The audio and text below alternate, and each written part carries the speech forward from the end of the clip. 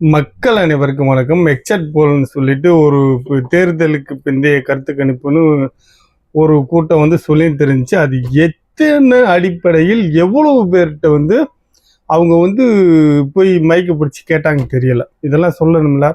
நாங்கள் 234 தொகுதியிலையும் போய் இவ்வளோ பேர்கிட்ட நாங்கள் கேட்டோம், இல்லை 30 தொகுதியில் போய் கேட்டோம், இல்லை 10 தொகுதியில் போய் கேட்டோம். இதெல்லாம் சொல்லி இவங்க எக்ஸட் போல் கடைசியில் இன்னும் ஜெயிப்பாங்கன்னு சொல்லியிருக்கணும். அது சொல்லலை. பொது வருத்தமாக யாரோ சொல்லி கொடுத்து இவங்களுக்கு சொன்ன மாதிரி எல்லாம் கிளியர் கட்டாக சொல்லிட்டாங்க.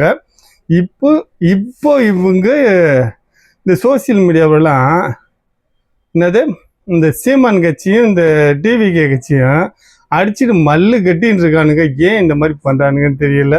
ஒவ்வொரு அட்டூழியும் தாங்க முடியல. இப்போ எலெக்ஷன் அன்னைக்கு என்ன நடக்க போகுதுன்னே தெரியல. யார் வின் பண்ணுவான்னு உறுதிப்பட யாருக்குமே இது வரைக்கும் தெரியல. 4 முனை போட்டியாகத்தான் இருக்குது. சீமான் எத்தனை சீட்டு வாங்குவார், தாவேக்கா எவ்வளோ வாங்கும், திமுக எவ்வளோ வாங்கு, ஏடிஎம்கே எவ்வளோ வாங்கு, அவங்கவுங்க நாங்கள் தான் ஜெயிப்போம் சொல்லிட்டு இருக்காங்க. மக்களாகிய நீங்கள் யார் ஜெயிக்க வேண்டும் என்று ஓட்டு போட்டீங்கன்னு உங்களுக்கு தான் தெரியும். ஒருவேளை திமுகவுக்கு எல்லாரும் ஓட்டு போடுவாங்களோ, ஒருவேளை ஏடிஎம்கேக்கு எல்லாரும் ஓட்டு போடுவாங்களோ, இல்லை எல்லாரும் சேர்ந்து விஜய்க்கு ஓட்டு போட்டிருப்பாங்களோ அப்படின்னு நினச்சி நீங்கள் ஓட்டு போட்டீங்களா?